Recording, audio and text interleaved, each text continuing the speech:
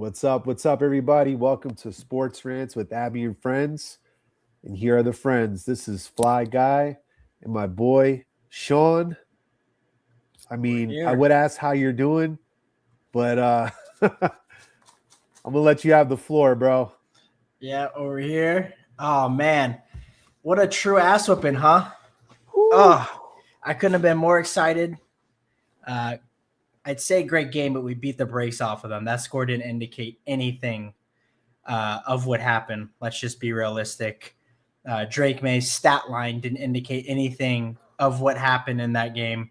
Um, Deer in the headlights. We're talking about Darnold seeing ghosts. Let's talk about Drake May seeing ghosts. Any Patriots fans tuning in eventually or listening, I am going to shit all over your team this whole podcast. I hope you know, not only for my sake, but as well as for Abby's sake. She's not here tonight. It's her birthday. Uh, Brandon says, Happy birthday. Happy birthday, Abby. We hope you're having a great night. Happy birthday, Abby.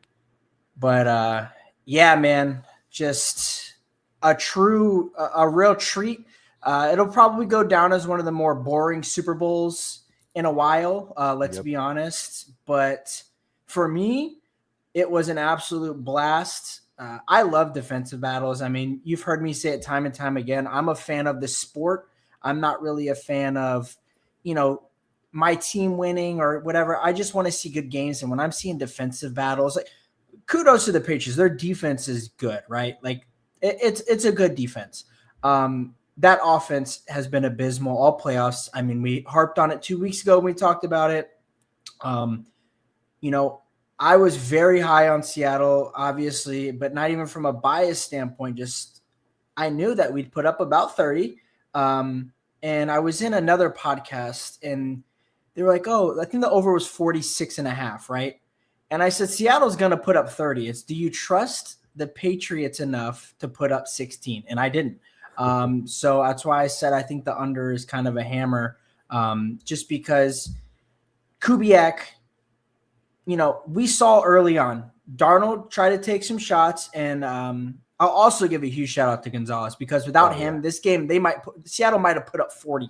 I mean, he stopped the Shaheed pass, he stopped the JSN touchdown that Darnold underthrew. Quite frankly, the Shaheed pass wasn't underthrown. I think that was a dime by Darnold. It just was a great defensive play by Gonzalez, who quite frankly caught up. I mean, he got burned a little bit in the middle of the route, but he caught back up and adjusted. And it's something that I'm not even seeing people talk about. I'm going to jump all over because, man, my thoughts are all over the place. JSN was out half the game. Yeah. He got hurt in the second quarter and didn't come back until almost the fourth. He was out for half of the game. And I think Kupp had finished with 12 targets. Kupp, phenomenal game. Honestly, I'm happy for him, his second ring. And we saw like the pressers leading up to the Super Bowl, how the Rams basically told him and everyone else not to sign him, and he should retire, this, that, and the other. What a player he was for us the whole year. When we needed him most, that sideline catch with the infamous catch by the ref, as she jumped up and pissed off all the Rams fans. And huge shout out to Kenneth Walker, Super Bowl MVP. Everyone's saying Myers should have won it. Myers played great. The reason that those were chip shots was single-handedly because of Kenneth Walker. I mean, the entire offense in the first half, the entire offense in the second half. And after those few, shots by Darnold that, he almost had that pick six on that in route or out route. I don't remember exactly what it was. They just said, Kubiak said, you know what we're going to do? We're going to run the ball down your throat and you're not going to stop it. And they didn't the whole night. I mean, we didn't need to score a touchdown, just like we didn't need to score against the Niners when we played them. We took the kickoff and that's all we needed. And it felt like that again in the Super Bowl. It just felt like we were significantly better than them, our D-line. And frankly, Witherspoon was eating them alive. McDonald had Witherspoon almost playing that Kyle Hamilton role. And we're blessed to have Witherspoon and Emamori, right? Like Emamori's a monster. He can cover anybody on the field. We saw him do it multiple times. But Witherspoon, I mean, he started coming like the blitzes started coming from yards and yards back. Like he started on the line, and then in the fourth quarter, he's blitzing from 20 yards back, just running through the line. Specifically on Will Campbell's side, mainly, it felt like we were targeting. He was very vulnerable. I will say, I think he's got a stellar career ahead of him. He's had an injury all year, and there's a lot of linemen come out and saying like they'll come work out with us this summer. So I like to see that. But man, like that Witherspoon blitz where he hit Drake May, and it didn't matter if it was a fumble or not. Nwosu picked him off and took that to the house, and I was going crazy in the house. My dog was looking at me like, what the hell is going on? Man, what a fun Super Bowl, though. What a fun Super Bowl. And, the touchdown pass to A.J. Barner, the little chip block and the little fade route, wide open. Ah, man, what a treat. It was such a treat. I see you got your hat on. Talk a little bit about Bad Bunny, how the Bad Bunny halftime went. I'm not a cultured Spanish person, but my best friend is. And he was telling me how how real the story he was telling was. So I'm not like, again, I don't understand it because I didn't live it. But he goes, if you lived a life as like a Spanish person, you would have understood every single thing about the halftime show, which, I can appreciate the cultural relatability that he comes with. Lady Gaga comes out. You have Ricky Martin out there. Ricky Williams, what is his name? Oh, who? Ricky Martin? Ricky Martin, yeah. So I just didn't want to mess up his name. But yeah, man, how was the Super Bowl for you as a fan? Did you like it or? Oh yeah, I mean, as far as the game goes, like I thought it was a great game, especially if you're looking at it from a Seahawks point of view. I was on board with the Seahawks all the way. Being a Dolphins fan, I can't stand the Patriots or anything Patriot. So this was great. I just sat back and just watched the dismantling happen, and it was great. Better roster, top to bottom. And I'm happy for Sam Darnold and that organization. They got their second Lombardi trophy. Enjoy it, Seattle. You were the best. It should have been our third. It's our revenge for our second. They got 100% stolen from us, and not stolen in a sense of like we, he gave it to deserve it. We gave it to him. Yeah. 11 years in the making, revenge. Trust I'm me. happy for Darnold, man. I was as hurt as all the other Seahawks fans 11 years ago because I did not want Brady or Belichick to win. And I'm like, you really did this? Yeah. But I'm glad that they dominated in the fashion that they did. They left no doubts of who the better team was. And sure, New England's defense was good too. They kind of kept them around, hanging in there a little bit. Well, in the second half, it opened up a little bit, and I'm like, you knew it. Like Drake May and that offense could not open the game up like that and keep up with Seattle if it went to a shootout in the fourth quarter. My thing is we went in shootouts with the Rams, a significantly better team than the Patriots offensively. Yeah. If we can hang with them, frankly, I mean, and the other thing that people don't talk about, this Seattle offense was like third in the league in points scored, bro. Yeah. We averaged almost 30 points a game. It might have been 30 points a game. We put up a lot of points, and we played a very hard schedule. Like we didn't play, and I'll get to it in a second, but like we were a 10-win team last year, right? Like we weren't a bad team. We just played in a great division last year. Yeah. So it's not like we had some run-of-the-mill cupcake schedule. Like our division alone, you got to play 6 games in our division. And say what you want about Arizona, they're horrible, but they're not horrible when they play us. Those aren't easy games. Right. The Niners, we lost to the Niners, we lost to the Rams, and we lost to the Bucks. And we won against the Rams twice out of 3 times, and we beat the Niners 2 out of 3 times. We went on a 10-game win streak. And honestly, if you look at our schedule, we could have easily been undefeated. We could have had a Patriots like Super Bowl year in their 2007 year. It was, I think, yep. when we lost to the Bucks by 3. We lost to the Rams by 1, and we lost to the Niners by 3. And the Niners was the first game of the season. The Bucks is when they were red hot. They were a freight train, and everyone thought they were going to be a Super Bowl team. And the Rams are the Rams. And we lost to them by 1 with Sam Darnold throwing 4 picks. Yeah. And granted, you could argue the other Rams game that we won, we got lucky with a 2-point conversion. And then, we go for 2 to end the game. There's that whole conversation. But, I mean, we really dominated this year from all aspects. I think we had like the 7th highest DVOA ever for a whole season. And I think only 3 of the teams that had it won the Super Bowl. Or maybe it's the 5th highest, actually, because even like the 2007 Patriots were on there, and they didn't even win that year, right? So, yeah. I mean, and to your point, it was a complete team victory.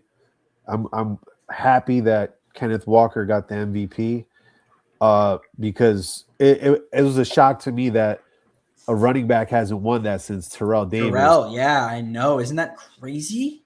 Like 1998, bro. Almost 30 years. Yes. And Witherspoon could have won it. And, I said in our group chat, right? Witherspoon could have won it. I wouldn't have been mad if they gave it to Myers.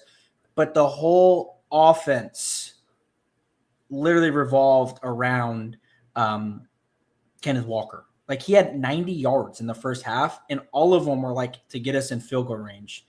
And, as Shaq says, it did put AFC on fraud watch. And, I've seen people say, well, if the Bills made it or if Denver made it, it doesn't matter, honestly. I don't care who made it. And we said this a month ago. The NFC winner of Seattle and the Rams was going to win the Super Bowl. 100%. It didn't matter who won the NFC. If the Niners made it out of the NFC, they would have won the Super Bowl. That's how good the NFC is compared to the AFC.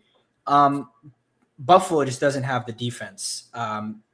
They have a great pass defense. Their run defense is horrible. We would have literally – I don't even want to know what Kenneth Walker would have done to them. And the Niners, the Niners would have beat any team in the AFC. I mean, the NFC and we'll see next year how it goes. But to me, the NFC right now is miles ahead of the AFC. And I am very, very interested to see how the AFC landscape shapes out next year, because I was watching a podcast. Actually, no, it wasn't a podcast. It was a Cam Newton segment. And Cam Newton says the Patriots aren't even a top 15 team in the NFL. And I don't think they are. No. And I can't wait for them to play that number 1 schedule next year. They're going to be an 8-win team. A lot of people are going to be very, very disappointed. They're not winning 14 games next year. I can promise you that. And I would be shocked if they won 10. And I'm willing to bet their over-under is probably going to be 10 and a half games to win. And I'll take the under on that. They are not good. They don't have a number 1 receiver. Their running backs are mega talented. I'll give them that. I mean, we completely shut that running game down. There was 2 times Travion Henderson was on the field. He had 9-yard gain and an 8-yard gain. And I said, as long as we don't give him a 60-yard run here, they're going to take him right off the field. He got the run. And what do? Get a 3-and-out right after. Pass, both drives, incomplete passes. Ramondre Stevenson runs it. We stuff him. 4th and 1. They have to punt the ball. We get the ball back. Now, Buffalo did have an easier path to the 1 seed. I do agree. But I think we can all agree, 1, that Buffalo defense is horrendous. 2, if you took New England's receivers who aren't even that good and gave them to Josh Allen's winning 14 games. He has no receivers. I mean, you got Braden Cooks, and Shakir's great, but Shakir is not a number 1 receiver. I think we can all agree on that. He is a great you know who I like to compare him to? And tell me if you agree with this guy. Juju Smith-Schuster when he played on the Steelers with Antonio Brown. Yeah. That's who he reminds me of. He's great as a secondary option. He is not a wide receiver 1. Yeah. No, I concur with that. No, I agree. And here's the thing. I'm not going to make excuses for Buffalo. I see what Shaq's saying. Josh Allen also had that foot injury. He's a mobile quarterback. You could clearly tell that hindered him. And let's all be real here. They should have won that Denver game. They should have won that Denver game. And I'll tell you, if they won that Denver game, they would have been in the Super Bowl. I promise you that. Yeah, even a healthy Broncos team beats the Patriots. Patriots to me were like the fifth best team in the AFC. It just that one seed really masked it, and they caught breaks. They caught teams that were hurt. They caught teams in bad weather. Are you saying all of the AFC? Just curious. Like the Patriots?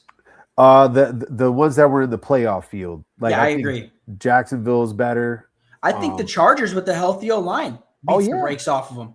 100%. I mean, if Herbert had any semblance of time to pass in that pocket, and everyone's like, oh, well, that was the best game he had in the pocket. If his best game is 2 seconds in the pocket, holy fuck, I don't even want to know. I'm not even – I clearly can see why he's hurt all the time if that's his best game in the pocket. I mean, I watched that game, and I'm like, they are dogging him. He can't do anything. And that's what I'm saying. Like, New England benefited from that all year. They never faced a team like Seattle, and it was just like they didn't know what to do for the first 3 quarters. They were like, oh. Let me tell you this shit too, right? So I used to work at Boathouse. You watch TJ and Buffington show and all them. Like, they have their show. So a lot of most of the people on here are from Boathouse, right? Like the podcasters. Uh-huh. And I used to work there. I left. My fiance works there, so I go in from time to time to grab a drink. I like the people there. So I'm talking to TJ, and I have New England fans walking up to me. Hey, bro, $100 New England wins. I'm shaking their hand instantly. I want $200 from people just because they were like so convinced that New England was going to even have a chance. I'm like, bro, I will literally give you a 10-point spread on New England not having a chance, which I would have won easily. I'm like, bro, are you guys out of your fucking – are we watching the same playoffs here? They should have lost to the Chargers. They should have definitely lost to the Texans, and they should have certainly lost to the Broncos. If Stidham didn't have this crazy lollipop ass pass, bro, what Denver's defense did to New England in the first half before the fucking snowstorm started was the same shit we did to them the whole game. 100%. He finished with like 290 pass yards or something, or 255, or whatever the hell it was, and he got like 150 of those in the last quarter because we didn't care what he did. They weren't going to score. Once they got inside the 20, they weren't going to score. I can promise you that. They were not scoring on us. Our zone defense that we run is built for teams like New England. You're not doing shit. And the pressure we were getting on them all game, I mean, off the first drive, we scored a field goal on the first drive. And I told my fiance, I said, what happens on this first drive right here is going to dictate the whole game. We get a 3-and-out, I guarantee you it's over. We're on him all game. And then we got Riley Davis or Mill, I forget his name, but we drafted him from Notre Dame. And I remember drafting him. I said, that's a great pick. He tore his ACL. Comes in one game and bull rushes the lineman down. I'm like, dude, we're so deep. It's not even fair. It's really not fair. Like, that's Seattle team. We're going to lose a lot of players this year. We're going to lose a lot of defensive players. We got to sign Reek. We got the JSN and Witherspoon extension coming up. Job, Kobe Bryant, Nwosu, Boy Mafe. Like, a lot of our players are up for contract. But we are so deep and we draft so well that it doesn't even worry me is the thing. Because they got that corner out of, his last time against with the C, and they got him mocked to us. I think he's a Tennessee corner. Oh, yeah. Like, I would love to get him at 32. Oh, my God. I would – fine, take another corner. Woolen is fantastic, but I'm okay if we move on from him. We have so much depth. I would sign Job to like a $6 million a year deal rather than give Woolen like a $20 million contract. I'd be fine with it. Job has a lot of blown coverages. I will say that, but – he's serviceable enough. And if we can draft a wide receiver a corner at 32, I'm okay with that. We have great tight ends. Our offensive line to close the year looked great. We do need to address right guard. I'm still not sold on Bradford. But Gray Zabel, what a draft pick by him. I mean, I could just go on and on about our drafts. We get JSN. He falls to us at 20. We get Eman Wari, who was a projected first-round pick, falls to us in the second round. He has the issues. Zabel, great pick. I mean, our whole offensive line is drafted. We don't have any free agents on our offensive line. We signed Cup. We trade for Shaheed. God, that was one of the best trades of the year, honestly, in hindsight. Yep. It's just crazy, man. And I can't glaze Seattle enough. I mean, I'm a huge Seahawks fan, bro, but I'm also like a very realist. I think you know by now, like I'm a very realistic person, man. Yes. So it's just so nice for me to like watch a team that I don't care. I don't care if it was the Dolphins in the Super Bowl that was that elite. Like it's just so refreshing to watch a complete team from special teams to offensive defense, like from top to bottom. The most complete team I've seen in a long time. And I'll take it a step further. Even the coaching staff in the front office, top tier in both regards. So, you win from the top down. And, by building in the draft, like you said, and just assembling talent and hitting on all these draft picks, that breeds success. Right. You have a great head coach, who's going to be there for a very long time if he wants. And he is he is a genius on defense. He calls our defensive play calling, and he is a true mastermind. And this isn't like a one-off thing where he's like good this year. He's been good since he was with the Ravens. Ravens fans were pissed when we signed him. They wanted them to get rid of Harbaugh to sign him as the head coach. So that means a lot, like he is a fantastic mind. And it's, to me, he doesn't get stuck scheming. Like that was my problem with Pete Carroll, and I love Pete Carroll. Thank you for everything he did to us. But he just couldn't move on from his schemes. Like you can't stay the same and you can't stay stagnant. And it's like, we can run zone defense all game. We can run two safeties high, but he's got Witherspoon coming off the edge. He's got Witherspoon playing in coverage. He's got Eamon Warrior coming off the edge. It is. And if you watch that game, most of our pressure was with 4 or 5. It wasn't like we were blitzing all the time. Yeah, we're blitzing in a sense that like we're bringing in extra help, but it was 5-man pressure. In just the way they scheme it, he's going to be successful for a very, very long time. And any amount of money he wants, whenever his contract is up, pay him again. I don't care. Yeah, man. And I think we're going to have to give Darnold an extension. So I'm very curious to see, because I think his contract was a 3-year contract, but it was the way it was. I don't know. It's weird. Like, I think we have to give him an extension almost. Like it's a player option or something like that. I'm not sure exactly, but I don't think Darnold's a real humble guy and he definitely deserves his money. But there's a large part of me hoping like he takes like a Tom Brady route where he doesn't ask for $50 million a year. Because he seems very happy with success. Very humble guy. Him and K9. I mean, did you see them on the Disney World ride? Or the Disneyland ride? Oh, yeah. Pickups. I mean, that was so cool. I mean, I don't know. I really like our whole team, and I know people are going to have to get paid. And I know it's really like wishful thinking of me to hope that we don't pay Darnold $50 million. I would be fine with it. I wouldn't be fine with it. I think it's hard because I think it'd be like a Russell Wilson situation where like I don't want to give him $50 million because it would really fuck with the roster, but he's still only 28. It's just the thing is while, and again, this is me being realistic, and I love Darnold. He just won a Super Bowl. He wasn't elite in the regular season. He had stretches where he was really good, but he turns the ball over a lot. He didn't turn it over in the postseason at all. First quarterback to ever do that, by the way. But we also didn't really – I mean, the Rams game, we kind of forced him to make big plays, but he didn't really have to make big plays throughout the postseason. We beat the brakes off the Niners. The Rams game was close, and then we literally just ran the ball all over, the Patriots. So, yes, while he didn't have to do a lot, he still has to be an NFL quarterback and not turn the ball over. But I'm just hoping that's not warranting him like a Joe Burrow contract or like a Patrick Mahomes contract because he won the Super Bowl. I don't want to fall into that trap of that cap hell, because we got big, like I said, Witherspoon's up for extension soon. JSN's up for extension. And then the following year, I think we have Byron Murphy. We just have a lot of people, man. And like, I know Leonard Williams probably retire in a couple years. Lawrence will probably retire in a couple years. So that's going to free up some cap. But, and then we're going to have to pay Walker next year because Sharp's ACL is torn. So obviously he won't be back to the middle of the season. Yeah. So we run into that issue. And I'm if we give Kenneth Walker $10 million a year, I'm totally cool with that. Like he definitely deserves it. I just don't want to pay him $20 million a year. That's another one of those things.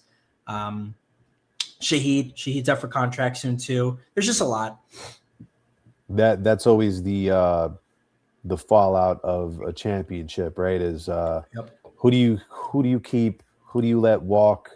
Because you're going to be poached also for your talent. There's going to be people that are going to try to pry some guys loose, whether it be the coaching staff and the player personnel.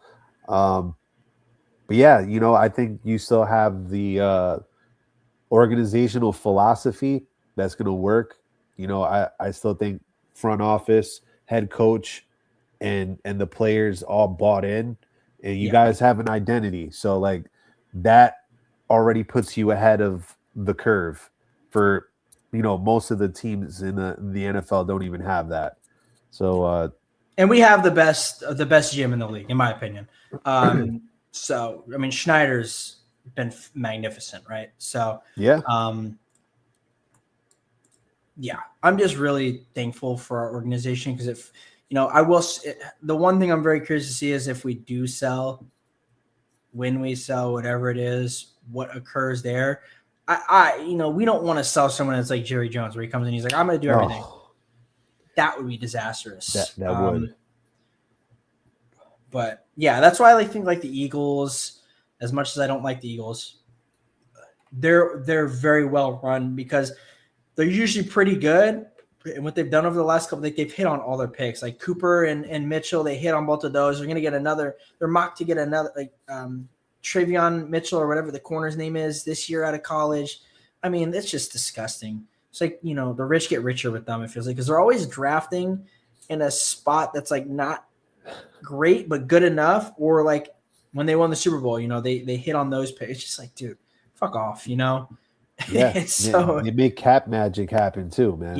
Yeah, they do, and they let go of the right people at the right time. It feels like they're just very good. The Chiefs to an extent did that pretty well. The Chiefs, I think the Chiefs are really gonna walk out of this draft if they get Jeremiah Love, like the mocks are saying. If the Saints don't take him, I would be very worried about the Chiefs for the next few years because Jeremiah Love might be the best prospect in this draft, and they've not had a good running back ever. No. Pacheco's not great. The last time they took a running back high was Edwards-Helaire out of LSU, and he didn't pan out. No. And Jeremiah Love and Edwards-Helaire are nothing similar at all, not even a close projection. And I'm actually like, I'm very curious to see. I know the draft is a couple months away, but I'm really looking forward to the draft this year because I think there's a lot of cool landing spots and a lot of very interesting things. We'll see the way they play out. Because obviously you're going to have your risers on the board. It's going to be very curious to see who jumps in the first round to take Ty Simpson, even though he should not go in the first round. Yep. I'm sure he'll go around like pick 20 range. It's just a lot. Yeah, that and then also free agency, right? Like, yeah, a lot of moving parts, but I have to, say again, congratulations to the Seahawks on an excellent season and a dominating Super Bowl performance that, we haven't seen this kind of dominance in a long time in a Super Bowl. So salute to you guys. Enjoy it. Enjoy it for the whole offseason and even into next year because, being a champion is not guaranteed, man. No, it's not guaranteed. And also the thing is it's not easy. There's a lot of luck involved. Fortunately for us, minus Charbonnet, we were pretty much fully healthy. Even where he had the injury scare in the middle of the week, that was cause for concern, but he was right back to practice like 2 days later. Yeah. But all things considered, we were fully – I mean, so were the Patriots, right? Like the Patriots were fully healthy. But, we didn't lose our quarterback like the Broncos did. Our quarterback didn't go insane like the Texans happened to them. And then, the Chargers' whole line was hurt. The 49ers were decimated with injuries. The Rams were healthy. The Bears were – I guess, honestly, a lot of the playoff teams I'm thinking about were healthy, huh? Yeah. It was more just like the AFC was decimated with injuries and the NFC was just like a bloodbath. Yeah. The Packers lost Micah Parsons, right? But man, That's really interesting to think about that. Like the NFC minus the Niners, who were like the most injury-plagued team I've ever seen in my life. And then had the guy, did you see how the guy got shot in the ankle? I'm Yeah. like, bro, there is a curse in that facility.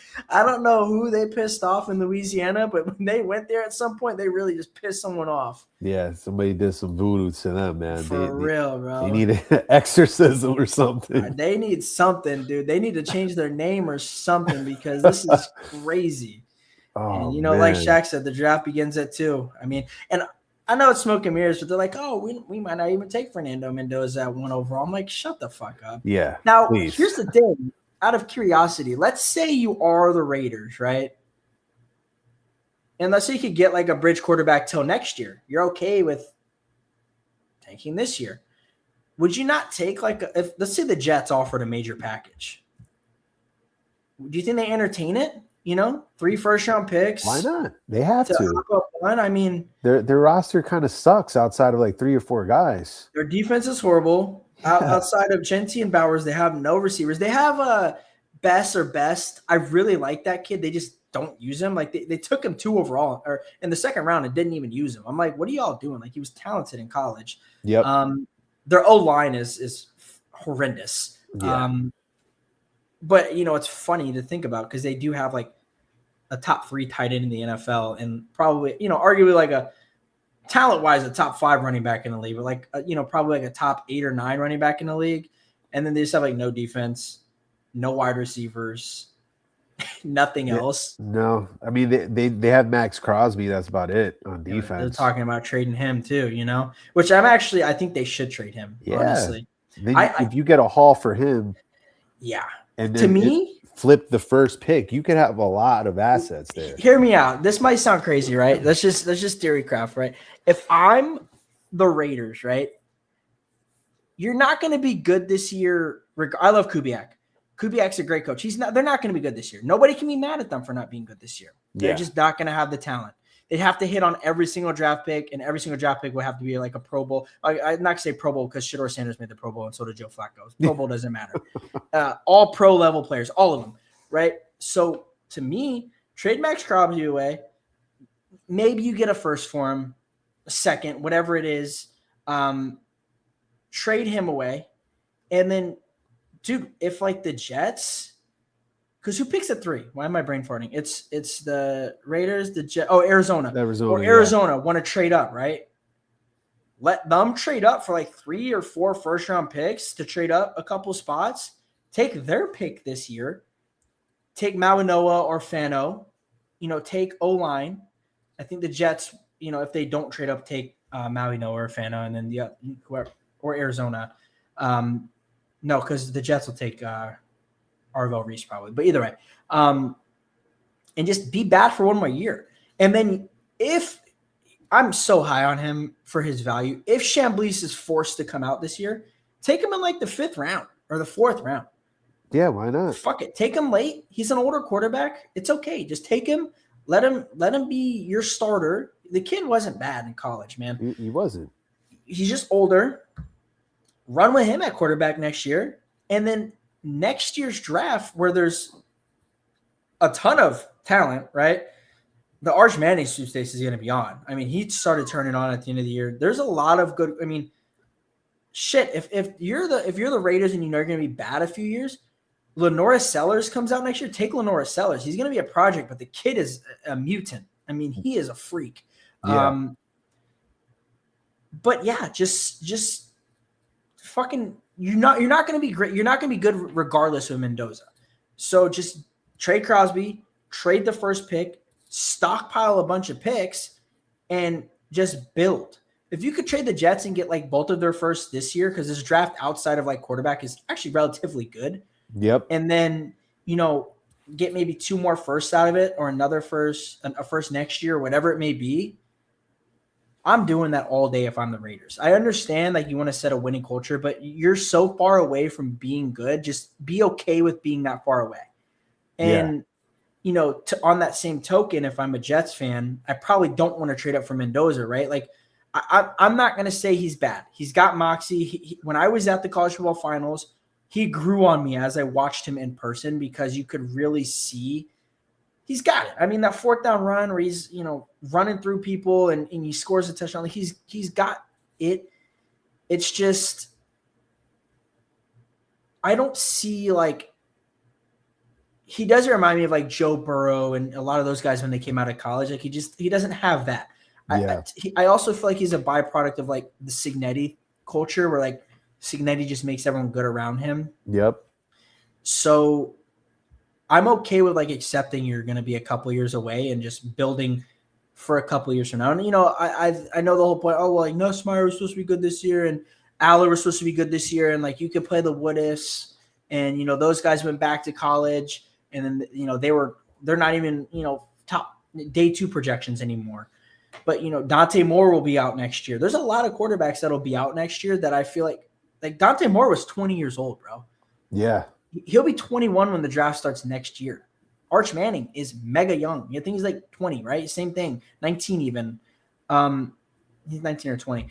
But I don't know. I just think sometimes teams have to be okay with it and say, you know what, who's got the best offer for us? Let's just say fuck it and let's just build our depth and know we're going to be more ready next year or the year after. Which they already are. Everyone's already saying that regardless. Give Mendoza grace. Give Kubiak grace because they're not going to be good next year. Well, if you know that, why are you drafting a quarterback who's not really like a franchise-altering quarterback? I don't think Mendoza is going to be a franchise. I don't think he'd be a good starter, but he's not going to be a franchise-altering quarterback.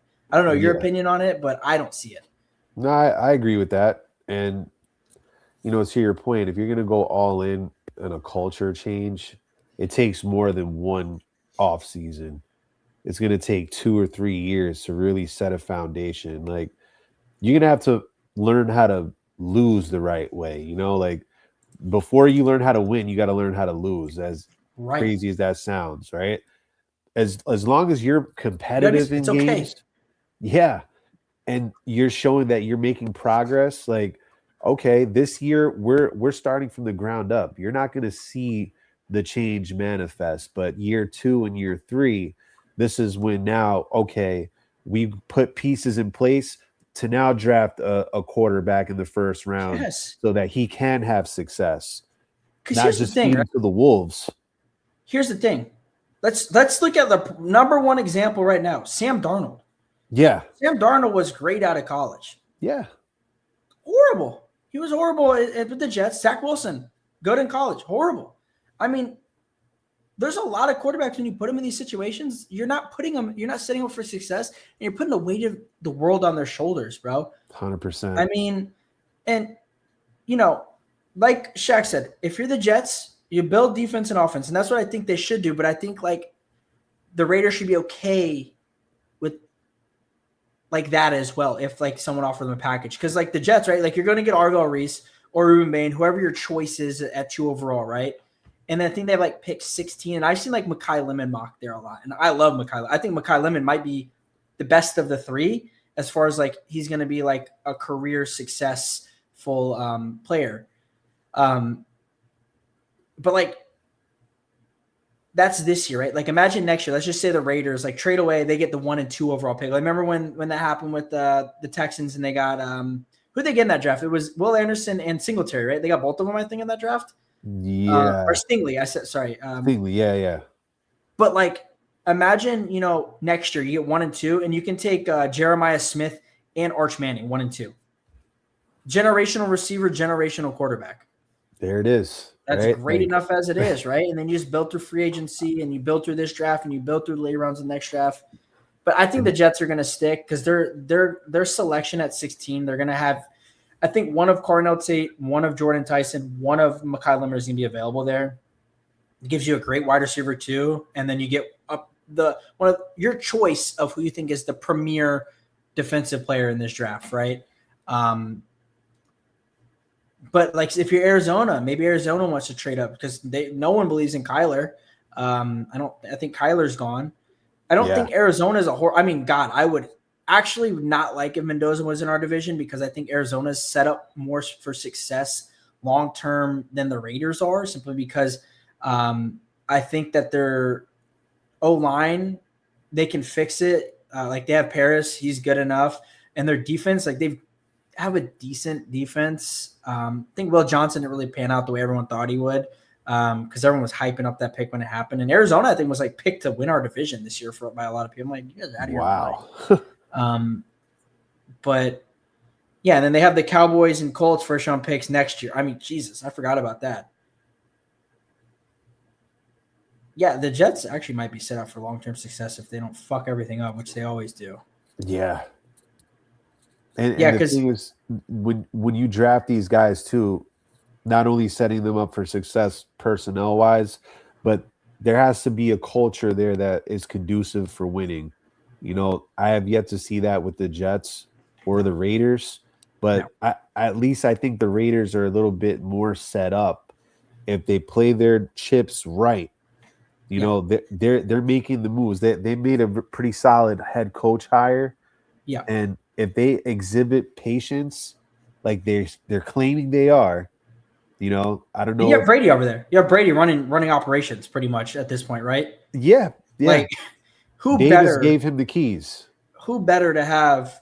And I guess like that'll be a good thing for Mendoza. Is like you'll have Tom Brady, right? The GOAT. Like no, that's not even arguable. Mentorship.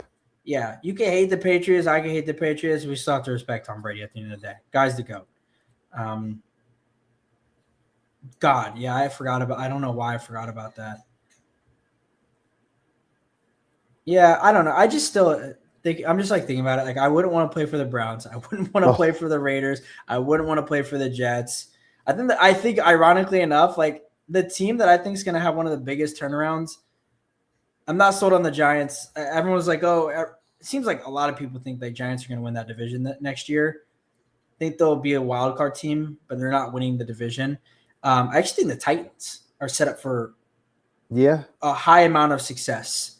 I love the Salah hire, great defensive mind. I mean, look what he did in San Fran with all the injuries they had, because he's their defensive play caller, right? Like Shanahan's not calling the defense. That was all Salah. Yep. And then you hire Dable, right? Dable was a great offensive coordinator. Everybody knew he was a great offensive coordinator. Didn't pan out a head coach, right? So he went back to being an offensive coordinator. See you next week, Abby. I hope you're having a great time. Hope you're having an awesome time. Happy birthday to you again. Have a drink for us. Yeah, or two. But I think the Titans, their long-term future looks really looks good. Cam Ward's not like elite, but he shows flashes. And I think Dable is going to get a lot out of that offense. I just would love to see them. My honest opinion is I would love to see them get rid of Spears and Pollard and bring in like a new running back. Yeah. And just do something different.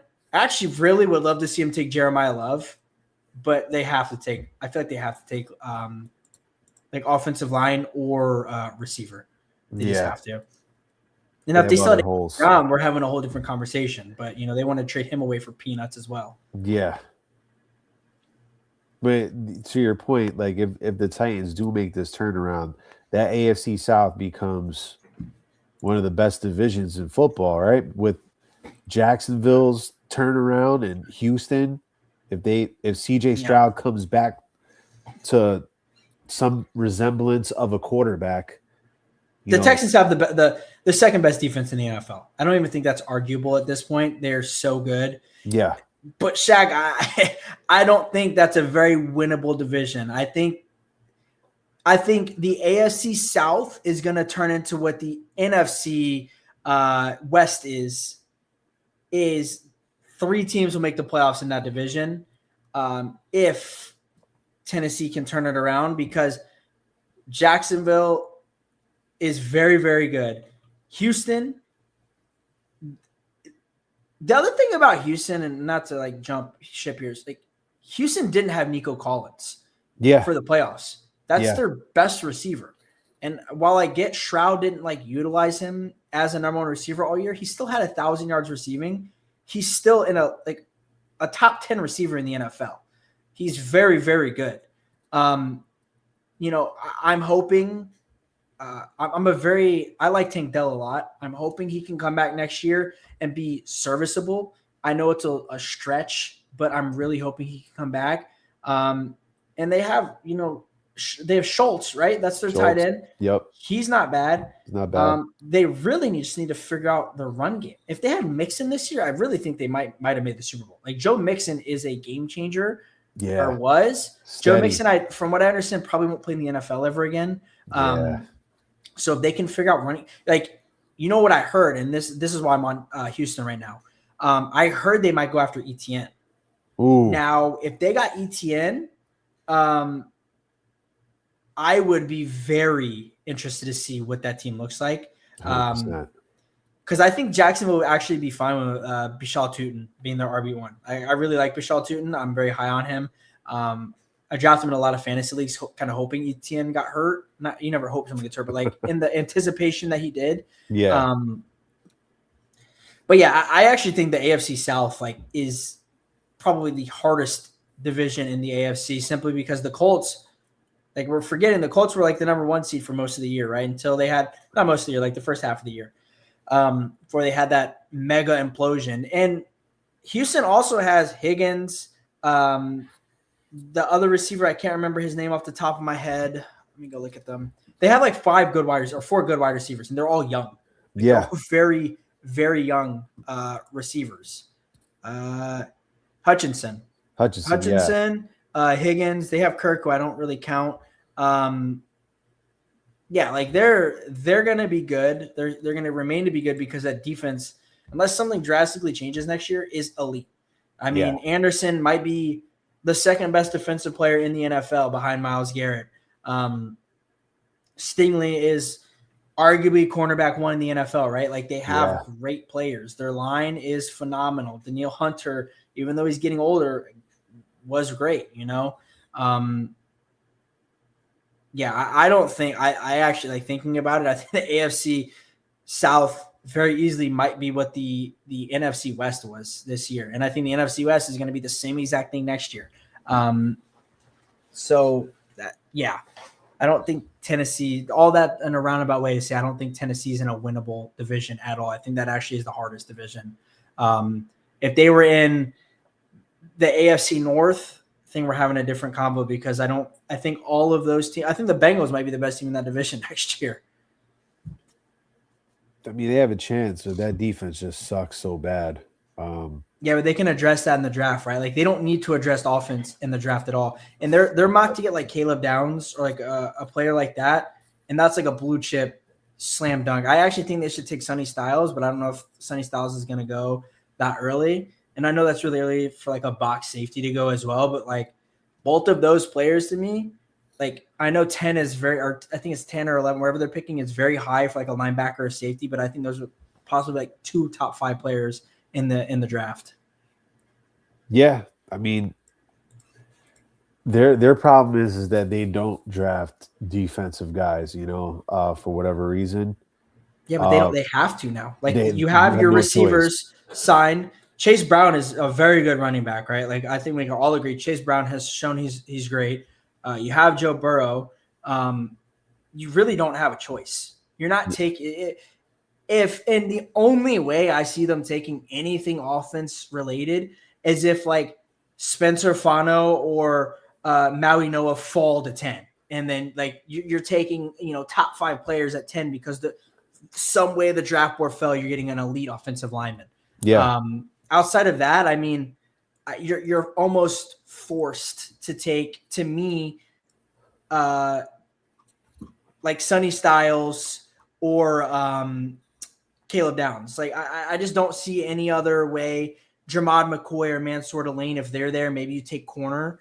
I just don't see it, because you're not taking what's it called? Why am I brain farting? Wide receiver. You're not taking Carnell Tate, Mansour Delane, Carnell Tate, Jordan Tyson, or Malachi Lemon there. You're not. You don't need a third wide receiver. You don't need a wide receiver 3. You need something to keep you in games. 100%. And if their defense is like average, they should win that division, no problem. Yeah, I mean, if their defense was as good as Buffalo's defense is, you got the talent. They got, bro. Hear me out, right? Is this crazy to say? As bad as the Bengals defense is, if you put Josh Allen on the Bengals, are they not like possibly in the Super Bowl with the amount of talent they have on offense? I mean, they probably, make a run.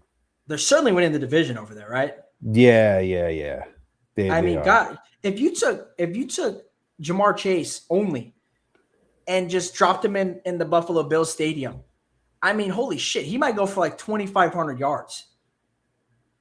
Yeah, it could happen. I I just we could say Stephon Diggs was good when he was in Buffalo. I can agree.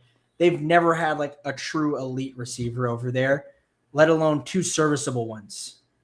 If we could just give two serviceable receivers, I mean, good lord, James Cook might be the best running back in the NFL. Obviously, that's bullshit. We know Jameer Gibbs and Bijan, but James Cook, year in and year out, has been doing it. You know, he led the league in rushing this year. Yeah. Like, why can't we just give him a receiver? Anything. I mean, I don't. And I think too, like he also has to have that next level of growth where you're not forcing it. You just gotta trust your ability because like the turnovers are his Achilles heel.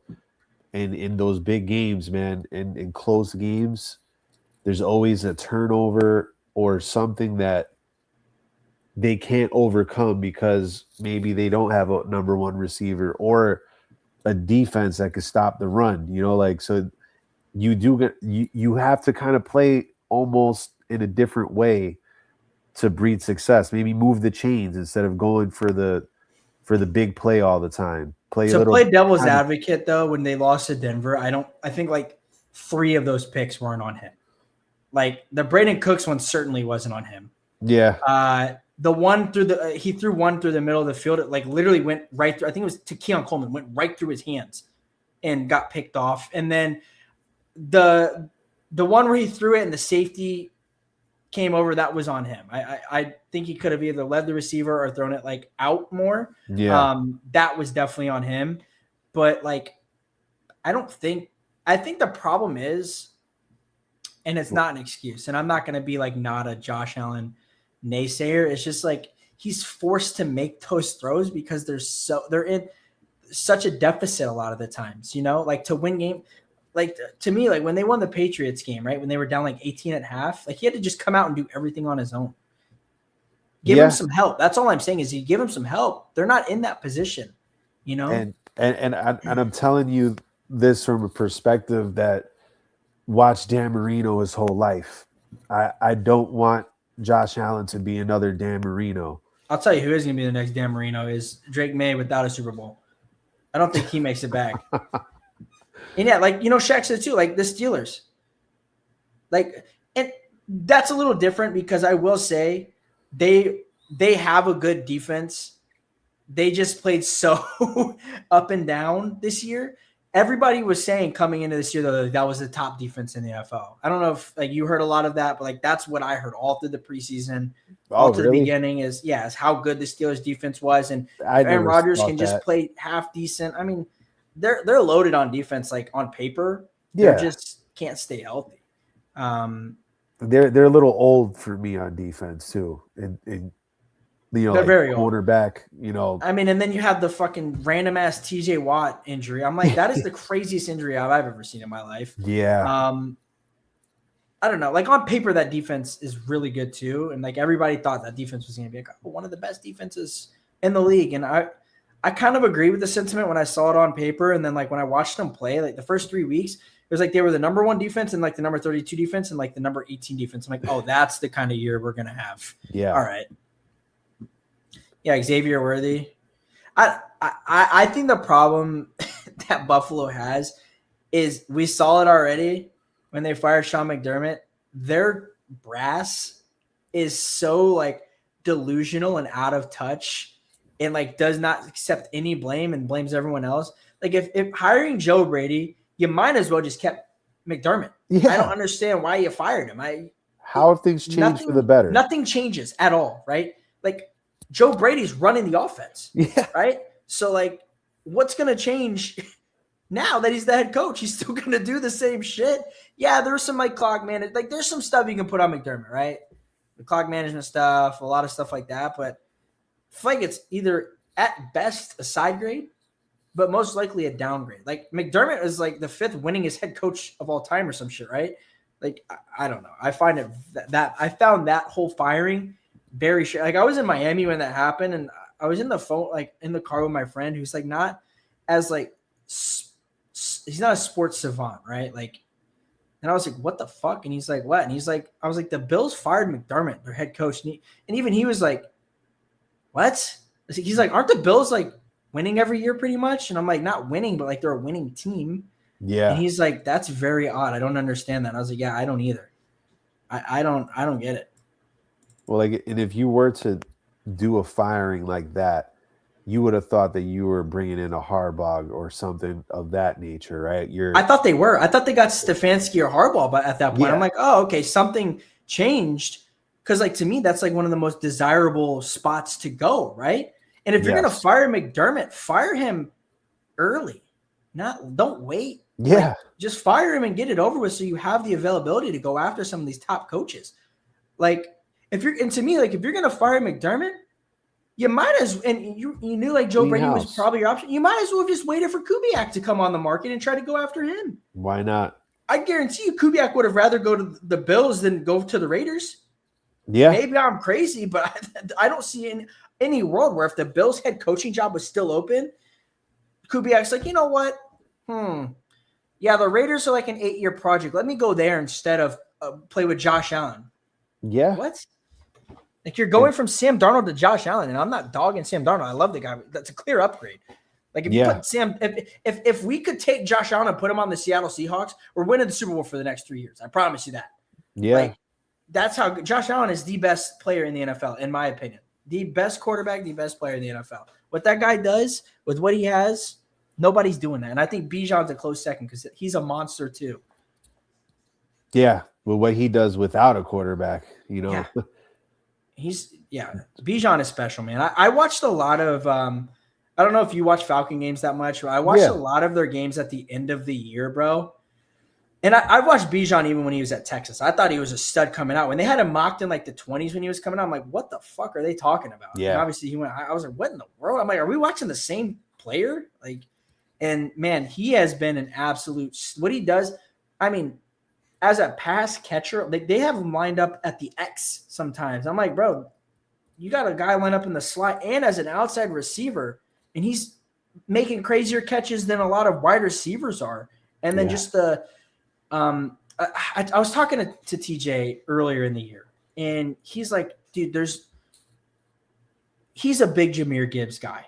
I'm a big Jahmyr Gibbs guy, but he's like, man, there's not a lot of players that can hit 90, hit a 90-yard touchdown the way like Jahmyr Gibbs can do it. I'm like, well, there's Henry, there's Bijan. He's like, Bijan can't hit that. And then Bijan hit like that 80-yard run, and I looked at him because like I was at the restaurant like eating, and I looked at him and he goes, I didn't know he had that gear in him. And I'm like, if you watch him play, the way he glides on the field, like he hits holes, and he's like a north to south runner. Like he's not like a K9 where he's running east to west. Like Kenneth Walker, once he gets to the edge, he's getting you 9 or 10 yards, right? But like he has to hit the edge, and like K9 will hit the, he's like, he likes to step back to go forward. Now, I hate that style of runner, but I like what K9 does. So it's hard for me to like argue it, but what Bijan does in all aspects of the game, pass catching, run blocking. I know Algier's like a bigger back, and if they just gave Bijan the ball, like Bijan would probably have like 30 touchdowns a year because Algier takes like 10 or 12 of them a year from him. I mean, it is crazy. And Jahmyr Gibbs is the same way. I think Jahmyr Gibbs is just as talented too. I think Jahmyr Gibbs is kind of like Kenneth Walker with the way he runs, though, where he doesn't hit the gap. Like these guys don't hit the gap. Like they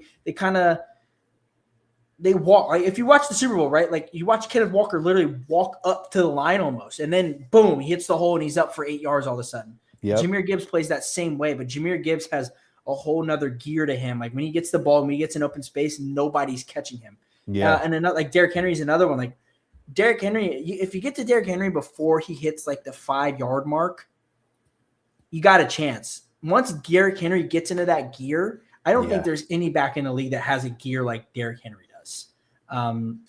With it's the just strength. cool. Yeah, and it's just cool. Like when you really take a step back and think about it from like a football point of view, like this is like the most talent we've had in a long time at running back. Yeah. There's a lot like Achane, right? Achane's a monster. I mean, he single-handedly carries your guys' offense. I mean, and He that is guy the in open offense. field is the same as Bijan, and he's like and not to disrespect Achane, right? Because he's still, to me, he's a top 5 or 6 running back in the league. He's a Timu Bijan Robinson. He is. He's just a Timu version of him. He does everything that Bijan does, just a little bit less effective, I feel like. Just because I feel like Bijan is just on a different level. Yeah. But Achane is so good. I mean, he literally every game I looked at a Dolphins game, I'm like, oh, Achane 50-yard touchdown. Like every game, he had a 50-yard touchdown or a 40-yard touchdown. I'm like, God, the guy is just once he gets in open space, he's incredible. Yeah, and that's with poor quarterback play. Yeah. Imagine he had a half decent quarterback. But it's crazy. Like when you actually go like top to bottom from teams, like I don't think Ramaje is great, but like Travion Henderson's like explosive, right? Yep. You have Travion in that division. You have James Cook in that division. You have Achane in that division. And let's be honest, Breece Hall is still very good. If you put Breece Hall in a competent team, we know what Breece Hall can do from a running back point of view. Yeah. And then, you go to the Steelers and you got Gainwell and TJ Warren, or not TJ Warren, Jalen Warren. Sorry. He's good. Baltimore has Derrick Henry. The Bengals have Brown, right? The Browns have Judkins. Yeah. Then you go to the AFC South and you have like Etienne. You have no running back on Houston, so they don't count. Then you have Jonathan Taylor.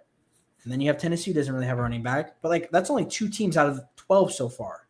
Yeah. Go to the AFC West. You have J.K. Dobbins, who's really good, and Harvey, who I think is great. He's just maybe not a running back one like I thought he was. The Chargers have a Marion Hampton. The Chiefs, if they get Jeremiah Love, they'll have Jeremiah Love, right? The Raiders have Ashton Genty.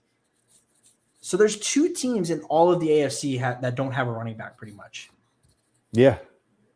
Isn't that crazy? That's just the AFC. And then you go to the NFC, and it's like Javonte Williams, Saquon Barkley.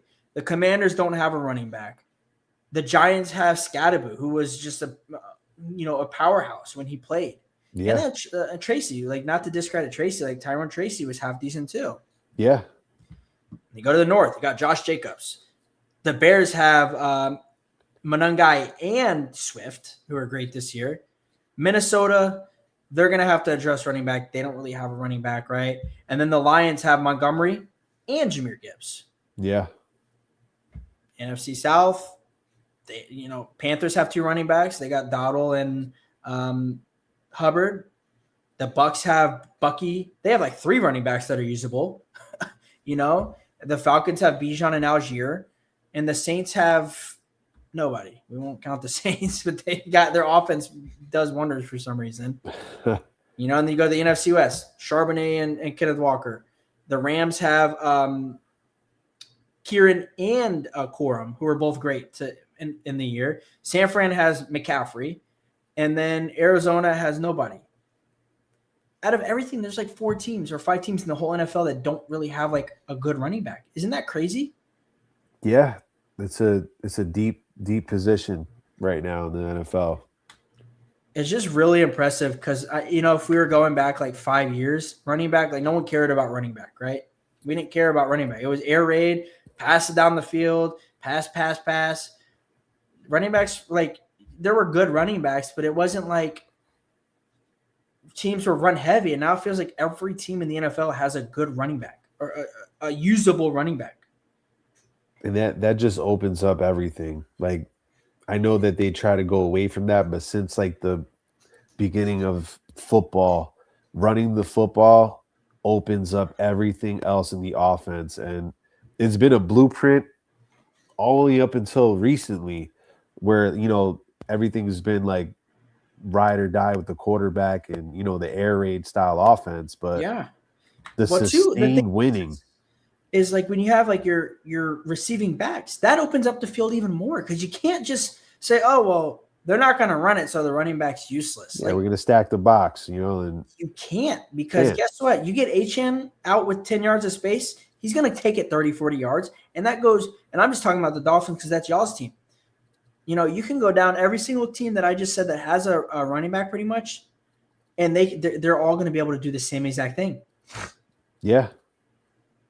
It's really impressive to me like how far we've come in the NFL. It feels like from a couple years back, where it's like you have to have a gunslinger quarterback. Like Mahomes was running the league for years, right? Yeah.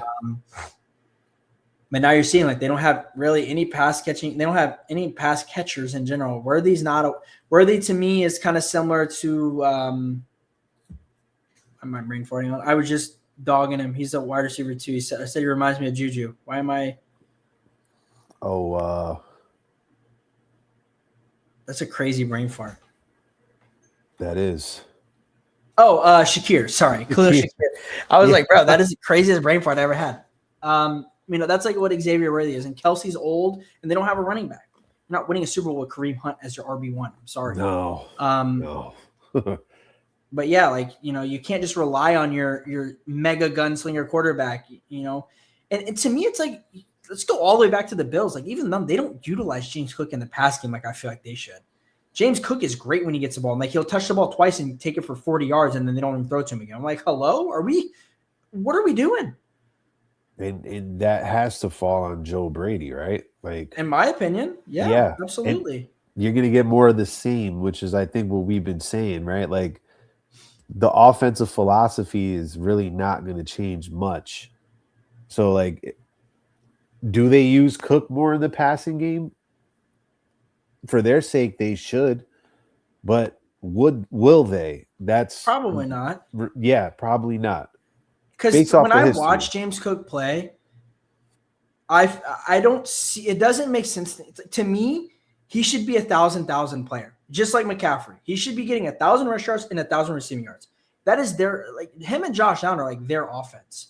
Yeah, I can't tell you the amount of times that I've seen, and maybe it's a Josh Allen thing, where he just doesn't check him down as much as he should. But like, I just don't feel like James Cook gets checked down that much. I'm actually gonna go look. I would love to see what James Cook highest receptions was last year in a game. It can't be any more than 4 or 5. There's no way. Yeah, and that's what I was alluding to earlier when I was talking about Josh Allen. Instead of like making the big play, I think he actually needs to check down to Cook a little bit more. Just put the ball in his hands and let him go. Let him cook, for lack of a better word. James Cook had 40 targets the whole year in 17 games played. 33 catches for 291 yards. 2 touchdowns. That's not enough. That's absurd to me. That is like one of your best offensive players. Your best offensive player. There's not like one of. He is the best offensive player. Let me see his game log from this year. Receptions. 5. 5 was the most. He had in week 1 and in week against Miami. Whatever week that was, 9. Yeah. That's ridiculous. 5 targets? That's targets. 5 targets was the most, not receptions. He had 5 receptions in both of those games. But that's the most targets he saw. What are we doing here? It's an egregious misuse of a very talented player. And then you wonder why the Bills fall short year in, year out. They're not utilizing Cook to his fullest potential. And that's why I say, like, as Josh Allen gets older, I would want him to run a little less. Yeah. He can't. He's not. It's not. I mean, honestly, the way he runs, it might be sustainable because he doesn't take like monster hits. If you watch Deshaun run, he really doesn't take monster hits. Yeah. But do you want to go like the Ben Roethlisberger route where you're just getting like destroyed? I would never want to go Ben Roethlisberger's route. He's a criminal. Yeah. No, but he used to take a lot of unnecessary punishment. I mean, the Tua route. That's the Tua route right there, right? Yeah. And it's going to be Jackson Dart's route, honestly. Speaking of quarterbacks, he does the same shit. Yeah. Yeah, I just looked at Achane. Achane had 85 targets in 16 games. I mean, that should be James Cook's stat line right there. 100%. It's the same thing. Let me see. James Cook had 13 targets one game or something? 10. Multiple games of 10. His lowest game was week 4 where he had 2. Every other week he had 4+. There's no reason for that. Anything other than that, Yeah. Man. feel we got so off track here, but whatever. We're here now. Hey man, it's the flow of consciousness, And bro. I just, man, it's so cool. Like, I know there's bad teams in the NFL, but I feel like there's a lot of really good teams that like play a lot of good games. Like, I feel like there's like 5 really, really bad teams, but every other team is like competing, Yeah. or at least half good. It's so refreshing. Yeah. And you know what? That's kind of like how the league is built, right? Like most teams are somewhere in the middle, and you have your elites, and then you have your, doormats Yeah. and The Jets and the Browns and the Raiders. Raiders. And right now the Cardinals. Yeah. Also, not to get off track, but I just looked in Oklahoma City's beating the Suns by 40 in the third quarter with no Shea. Hi, Abby. Yeah. Oh, geez. Holy That's cow. I mean, come on, Abby. Your son should be doing a little bit better. That is. Oh, also, I want to look. I think Michigan's going to win. Michigan was losing to Northwestern. But they're up by 6 now. That would have been great for her if they lost, because now Michigan's for sure going to be ranked 1. I'll tell you that. And I do have to say, Abby, I'm glad, and I'm actually, for college basketball, I like teams from Jersey all day, but I'm a Kansas Jayhawks fan, so I was so happy to hand her the first L of the season. I will say that might have been the worst officiated game I've ever watched in my life. Just so we're on the same page, they wanted Kansas to win that game. Yeah, and you know what? For the long term, for Arizona's long-term health in the season, getting the loss out of the way now. With the schedule they have coming up, that's fine to lose that as your first loss. If you beat everyone else coming up, you're fine. Yeah. Because they play Kansas again. So, and that game was in Kansas, right? If I'm not mistaken. Yeah. So, yeah, the next game will be in Arizona. But their schedule coming up is, I mean, it's brutal. But if they win every single game, I mean, they're going to be indisputably the number 1 team in, I said the NBA, college basketball. Yeah. Also, they had I watched the game too. Like, Koa Pete was fucking horrible in that game. I mean, he couldn't hit a barn with a brick. I mean, good Lord. That it just shows that, college basketball is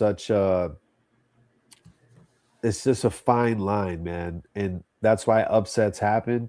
Yeah. I'm not saying that was like a big upset, number 9 beat number 1, but no.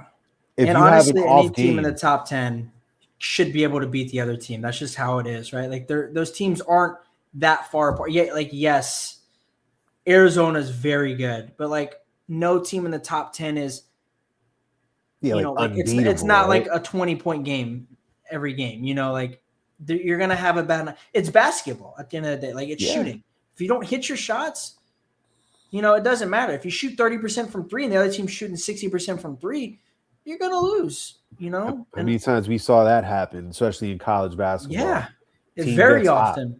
Very, very often. And heat checks are real in NBA. Heat checks are super real in college basketball. Like, you can go down 15 points in a split second in college basketball because they play so fast. They don't give a shit about the shot clock. They boom, boom, boom, boom, boom. They don't score as much. Like, obviously, I know the games are 8 minutes shorter, but like, they're still not scoring as much as NBA games because the collective talent isn't as good as NBA teams. But they're so fast paced. Like, there's not like a breath of, it doesn't ever feel like there's like a breath of fresh air in those games. Like, it's just like constantly going for it. No, 100%. The possessions, a lot more possessions. Yeah. And you're never really out of it, right? No, not in college. I've seen teams come back from like 20 down at half, like in like 6 minutes into the second half. And I'm like, oh, okay. That team was minus 2,500 to win, and now they're like minus 250. Okay, I see. That's called. I don't touch. I mean, I will never bet college basketball in my life because that is like the most volatile. That and table tennis. I feel like college basketball and table tennis are like the two most volatile sports. Yeah, it is insane. But speaking about basketball, you want to talk about Wemby last night? How about that? I'm saying, bro. I I'm mean, I know he only pissed. played 3 quarters, I'm but so mad. He didn't even play 3 quarters. He played like 2 with yeah, minutes. He played like 26 minutes. I will say he's such a selfless player. I wanted to see him just, bro, when he had 25 in the first quarter, I was like, bro, go for 100. Like, fuck it, go for 100. Second quarter, and he like 37. I'm like, I'm like, fuck it, let him go for 70 at least. yeah, And he shot the ball like twice in the third quarter. I'm like, no. I was like, bro, when he shot the free throws right before half, I'm like, yeah, fuck it, go for 70, 80 points. And then he just like was passing the ball, rebounding. He was just chilling out. I'm like, man, I would have loved to see him play like, because he only had, I think in the first half, he only had like 16 minutes. Like he didn't even play that many yeah, minutes he didn't either. play that many minutes. He had like 37 points on like 16 or 18 minutes, whatever it was. It was ridiculous. Yeah, I'm like, I would have been fine with him playing like 22 minutes and then fucking 24 minutes in the second half. I would have loved to have seen him just go for it, man. But you know, you can't risk it with him because he's injury prone. Like you don't want him to get hurt when you're up by 40 points at half. yeah. But man, I would have been all for it. That would have been so cool. But he's on another planet, man. He's crazy. He is stepping into what is made for him, and which is the face of the league for the world. You know, like it looks different than everybody else. The way he plays is so different. There's an attractiveness to his game where it's like it's a spectacle. It's like back in the day when Andre the Giant was wrestling. You never seen that guy before. You're like, what the hell is this? What was his name in WWE? Remember the great Khali? Was that his name? Yeah. Remember him, bro? It's like the same thing. It's just like a polarizing like prospect. You know, I would tune into wrestling just to watch Great Khali. Because like I remember when he'd like fight Rey Mysterio and stuff and like the height difference, bro. I was like, holy shit, bro. And, like the Big Show. Yeah. Like, they're just different species almost. Yeah. And like Wemby to me is just like, I get Giannis as a great player. I think Wemby is a skinnier, better version of Giannis. Better defender, better scorer, better rebounder. If Wemby can put on a little bit of weight, he might, and if he can stay healthy, man, his potential is limitless. Yeah. Because he's a better version of, actually that's a stretch. I'm not going to say it, but he reminds me a lot of like Kevin Durant, prime Kevin Durant. Yeah. Just a better defender, obviously, because, you know, Kevin Durant's a good defender, but not Wemby level at the rim. Yeah. I mean, guy's a stud, and good for y'all because, you know. It is crazy because, like, as great as Wemby is, I love the others on the Spurs, like Stephon Castle. I love Castle. Oh my God. Dylan Harper too. I love Dylan Harper's a dog. I was glad y'all didn't take Ace Bailey. I thought there was rumors that y'all were going to take Ace. I was like, please God, do not take him because you don't think you need another guard. Please do not take Ace Bailey. Yeah, you guys are so deep. You had to release Sohan because I will say the problem with the Spurs, and like when I watch them, maybe correct me if I'm wrong, it just feels like the creative scoring isn't there all the way. So having Jeremy on the court, who's not like an offensive player as well, and you can't facilitate and you can't get the ball moving around because he's not picking and rolling. He's a great player. He's just not a great player for that team at this point. Yeah. Which is why I thought that you should have traded him at the deadline. It's very weird. It seemed like the only teams that were interested was like the Knicks, and there was like one other team, but like they didn't really offer anything. Yeah. But it's like, bro, at this point you could have just took whatever they were offering and it would have been better than what you just did. Yeah. Or at least got a second round pick or something to. Yeah. We never know what second round picks can turn into. Draymond or Nikola Jokic. You never know what they can turn into. They're flyers and they're shots in the dark for a reason, you know? Yeah. Both of our organizations that we're fans of usually hit in these picks. Yeah. Oh yeah. Big time. You're not good long term if you can't hit in the second round. Because you need those players to be serviceable, and you can't pay everybody, right? So if you have players on the bench that are usable, I mean, the Thunder are the the key, like Aaron Wiggins, right? Like 55 overall or something. Isaiah Joe, late in the second round. And speaking of them, I mean, Jesus, and then we get Jerry McCain for free pretty much. Couldn't believe that. Yeah. Fuck, bro. I don't know what's going on in Philly, but that didn't make much sense. But to me, a lot of tomfoolery is what's going on over there. I'm like, are they still trusting the process there, or what's happening? I don't think so, bro. I don't think so. Like Jared McCain tonight, I just looked 9 minutes, 8 points, 3 for 3 from the field, 2 for 2 from 3-point, assist, a steal, plus 15. Efficient. Sure, I love to use Jared McCain off the bench. Like what? Come playoff time, that guy can score, bro. We all know he can score. He was leading rookie of the year last year for how long until he got hurt? Guy's a stud. That was a steal of a trade, man. And see, that's what separates the great organizations from the good or not so great. Yeah. Savvy trades like that where you're filling a need. Yeah. And we own like 9 billion picks. So it's not like we don't have picks for days. Like we got picks for the next year available or for the next 10 years. It is unbelievable. And the league is in good hands. The Thunder and the Spurs are going to be running this league for the next 5 to 10 years. Boston too, clearly. Yeah. I mean, Jesus, look at what they're doing. And shout out to Boston for what they're doing this year as well. No Tatum, and you're 35 and 19. Yeah. Second in the East. Detroit is, they're shout out to Detroit first off. Yeah. But Boston, we were talking about Boston possibly getting a lottery, like a top lottery pick. And they're going to make the playoffs. And Tatum's playing. He's back to playing. You saw that this week? Yeah. And granted, he might not come back this year. That article was out there too. But I don't see a world where if they make it to like the conference finals, if he's available, you start ramping him up throughout the year and get him into game shape in the G League or wherever it is. Yep. I don't see any world where he's already playing 5-on-5s. He's already playing in the G League. I mean, he might not be in game shape right now, but he's got another 2 or 3 months to be okay. And I mean, correct me if I'm wrong. I think the East is very, very winnable.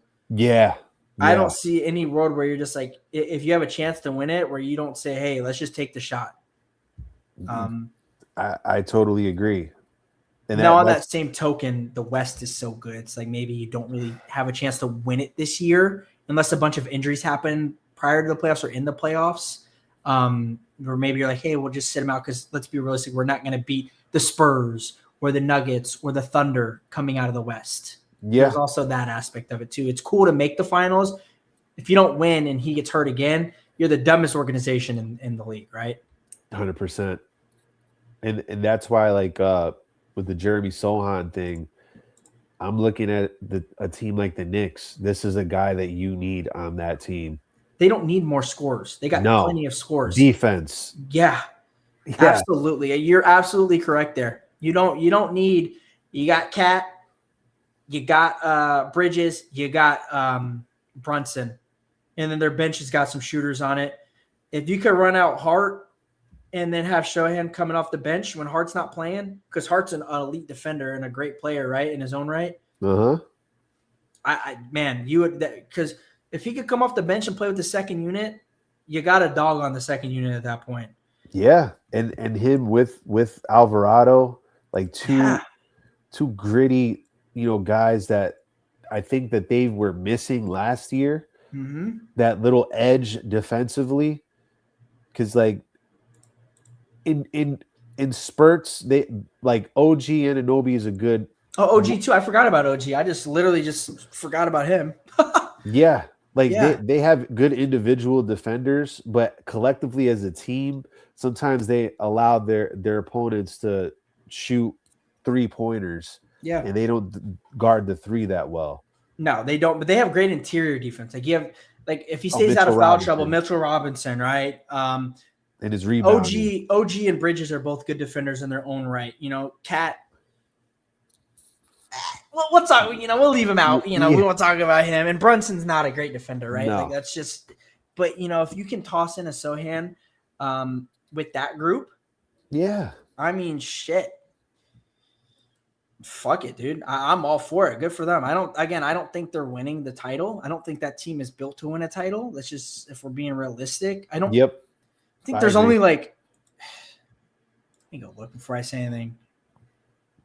I don't want to say something and just forget about a team because I got a bold take here. I think there is only 2 teams in the East that can even win a game in the finals against the West team. Who do you think they are? I would say Detroit. Yep. Win a game. I would say the Knicks might win a game against somebody. No, I don't think so. Cleveland. Oh yeah, Cleveland. but I don't Harden think, scares me, man. and that's my thing is why I think they can win a game possibly because Harden could also drop 50 points. And I will say like Cleveland is without Evan Mobley right now, and they actually look pretty good with Harden over there. Like I can't imagine them when they have Evan Mobley's defense and scoring available again. Like and Jared Allen. I mean, Jared Allen's taken a monster step this year.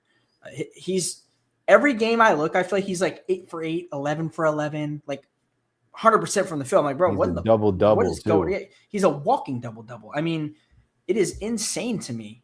Yeah, because when I look at who, man, and this is crazy to say. I think Charlotte might be able to as well. They look good. I've been watching them play games. Like I since they were on that 9-game win streak, I started watching games. They are fun to watch. Yeah, they are very, very fun. Now they have some key suspensions now because that whole fight that happened in Detroit, which is it's crazy to me that Duran, the one that started it, got the least amount of games. He got 2 games. I'm like, bro, he literally snuffed Diate or whatever his name is in the face. Yeah. But man, Charlotte is with LaMelo, Brandon Miller. They got Colin Sexton now. They're a cool little team. He would be rookie of the year if Cooper Flagg didn't turn into an absolute machine. And not only is Cooper Flagg great on offense, he is a dog on defense, bro.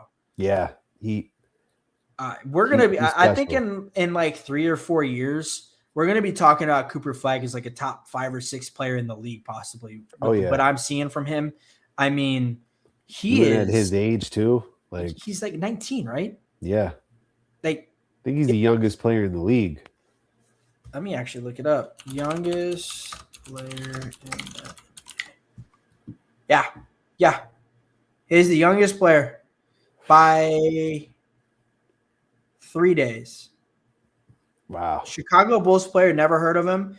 And Timberwolves player, never heard of him. They're older than him, but like relatively close. But yeah, no one else is even close to him. I mean, he doesn't even turn 20 until December this year. Oh man. December 21st is his birthday. Also, fun fact, Andrew Bynum is the youngest to ever play in the NBA. 18 years old in 6 days. Oh wow. It's actually pretty cool. Yeah. I love watching Bynum and his when he was really good. Yeah, I remember that. Bynum days. Cooper, bro, he's got a lot of room to grow. And he's not elite, but he's already above average. And he was hyped up like he's a prospect, right? Like we all know that. But what he does on both sides of the court is very, very impressive to me. Very impressive. Yeah. They ask a lot of him. Like just to be in that situation, for him to develop his game in that environment. It's a shame that he has to play in Dallas. It really is. Yeah, but I think for his long-term skill set, though, this is great because he's developing his ball handling. Yeah. His point forward kind of like vision. They haven't played in point guard, right? Well, he also just got hurt. Apparently, I guess he's out for the All-Star game now. Yeah, I don't know if Yeah, that's what they said. It's confirmed that he's out for the All-Star game. Yeah. Oh Yeah. man. Yeah, they have him But playing guard, huh? I like him under the tutelage of Jason Kidd, man. Yeah, that I do like. And also there's the rumors of like Cubain with investors trying to rebuy the Mavericks back. And I think Yeah. the Mavericks were the best when he was an owner, right? So that might actually be good for the organization. Bro, could Yeah. you imagine? Well, obviously it wouldn't have happened if the trade happened, but imagine like Cooper and Luca playing together. What a great compliment Cooper would be for Luca with the defense that he puts up, you know? That's a duo right there. And I think that's why they want to buy the Mavs back, right? It's because just the worst PR trade of hit all that time. they, Oh fuck. and you give up Luca and Yeah. then you flip Anthony Davis to the Wizards for like. I will say I was impressed with the return they got a little bit. I mean, at least they got a couple first back, bro. Yeah. At least, and low key, bro. I'm just gonna say this: don't be shocked if next year the Wizards are a good team. If they can stay healthy with Trae Young and AD, I mean, that's a great team. And they're young players like Alex Sarr and Carrington and who's the other guy? They have another guy. I can't remember his name. Let me look. Oh, Champagne or whatever his name is. Yep. And Sharif Cooper's been good for him too. Dude, that team, and they have Bilal Kubali as well. Yep. Like that's a team that can compete, bro. They've got some young talent, and it's a big if, right? Huge if AD can stay healthy. But I think the AD Trae Young pairing is actually really interesting when you think because Trae isn't a great defender, but AD is, right? AD's gonna rim protect. AD can shoot the ball. You know, he can take the lobs. And Trae Young is a great three-point shooter. He's a great passer. He's just undersized, right? It's always been, but he's always been good. And the pick and roll, pick and they're going to sit both those guys out. And the pick and pop is going to be crazy with that team. Oh, yeah. Yeah, I'm actually next year because obviously they're not going to play this year, right? Like I think that's kind of like a foregone conclusion. But next year, I think the Wizards will be fun because they're going to get a top pick in this draft too. Yeah. So, I mean, it's a loaded one. The tank off's going a little crazy, bro. Yeah. Sacramento, Utah's like the trade they made, like they're in win now mode apparently. Yeah. Indy and Brooklyn. I mean, I don't know. It's going to be very interesting to see because you got let me see. Because you got Cameron Boozer, Caleb Wilson, and then Darren Peterson, right? But then the player I think that might actually go number one or is going to be whoever gets him will be the luckiest is that AJ DeBonsa guy. Yeah. I've been watching him play, the kid from BYU. Dude, he is a freak of nature. He's a great scorer. He's going to be – this whole class, though, is loaded for, like, draft picks. Yeah. Yeah. And, you know, we're going to see, you know, in the draft lottery, you know. And there's still a world – there's still a world where the Thunder could end up with the number one pick because the Clippers just traded everyone away. Kawhi's going to win them some games, but holy shit, bro. Everyone needs to be scared about that. If the Thunder somehow, some way end up with a top 4 pick in this draft, wrap the league up for the next couple of years. I promise you, they are going to be so – because the top 4 players in this draft are all great, all elite players. They somehow sneak into the top 4. We're going to be having conversations next year about what they're going to, those expansion teams are going to have to come next year and they're going to have to take players away from them only because they're going to be able to create an NBA team, a full NBA roster that can probably be a playoff team with their bench players at this point. 100%. It is crazy.